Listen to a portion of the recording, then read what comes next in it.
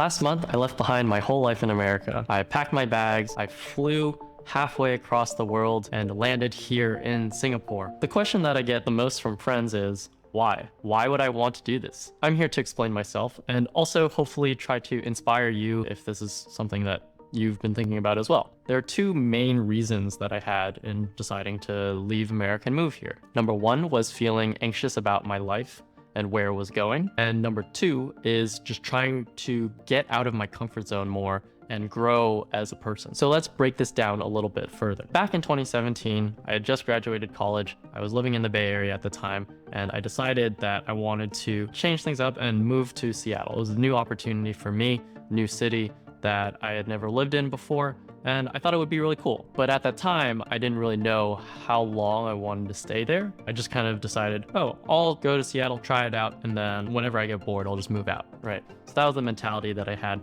when I decided to move to Seattle. And then things were going great. I had a good career. I had interesting hobbies that I was passionate about. I had an active social life. Everything was pretty good. But then in 2020, COVID happened, lockdown happened, pandemic. I felt like my life was stuck.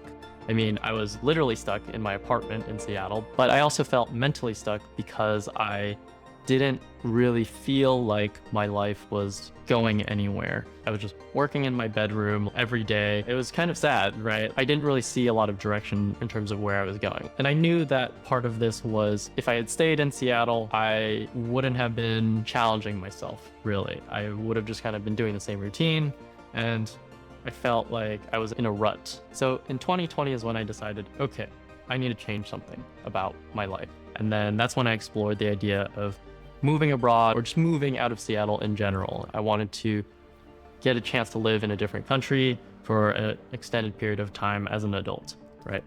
So this gets into reason number two, actually, which is about trying to get out of my comfort zone and grow more as a person. And this is a mentality that I've had ever since college, where I've been trying to gradually explore different directions of my life, be it things I was doing in school, or be it moving to a new city like Seattle after college, or trying out new hobbies. And I think that for me personally, trying to maximize my level of discomfort actually helps me a lot in terms of expanding my perspectives and also helping me grow and change as a person.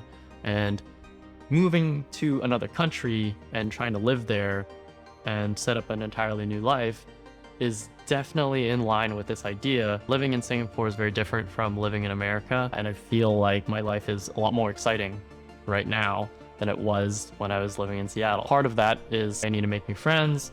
I need to navigate trying to find an apartment and set up my life here. I think trying to get out of your comfort zone and explore different places to live or different career or whatever it is for you that will challenge you and make you grow is something that you shouldn't hesitate to do. In fact, I had planned this for a long time. I had planned this since 2020. It took over a year to actually move here. And so if you feel too comfortable, then try to make steps to change it, right? Like I think it takes a while. And so if you're not doing anything about it right now, you're likely not going to ever, right?